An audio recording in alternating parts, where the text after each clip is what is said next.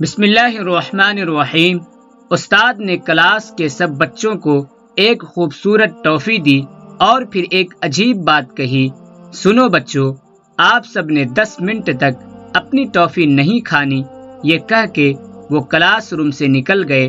چند لمحوں کے لیے کلاس میں خاموشی چھا گئی۔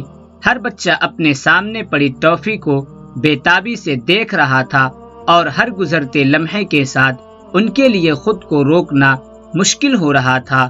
10 منٹ پورے ہوئے اور استاد نے آ کر کلاس روم کا جائزہ لیا۔ پوری کلاس میں 7 بچے ایسے تھے جن کی ٹافیاں جوں کی توں تھی، جبکہ باقی تمام بچے ٹافی کھا کر اس کے رنگ اور ذائقے پر تبصرہ کر رہے تھے۔ استاد نے چپکے سے ان 7 بچوں کے نام اپنی ڈائری میں نوٹ کیے اور پڑھانا شروع کر دیا۔ اس استاد کا نام پروفیسر والٹر مشال تھا۔ کچھ سالوں بعد استاد نے اپنی وہی ڈائری کھولی اور ان 7 بچوں کے نام نکال کر ان کے بارے میں تحقیق شروع کی۔ کافی جدوجہد کے بعد ان کے بارے میں معلوم ہوا کہ وہ اپنی زندگی میں کامیابی کے کئی زینے طے کر چکے ہیں اور ان کا شمار کامیاب افراد میں ہوتا ہے۔ پروفیسر والٹر نے اپنی کلاس کے باقی طلباء کا بھی جائزہ لیا۔ معلوم ہوا کہ ان میں اکثریت ایک عام سی زندگی گزار رہی تھی، جبکہ کچھ افراد ایسے بھی تھے جنہیں سخت معاشی اور معاشرتی حالات کا سامنا تھا۔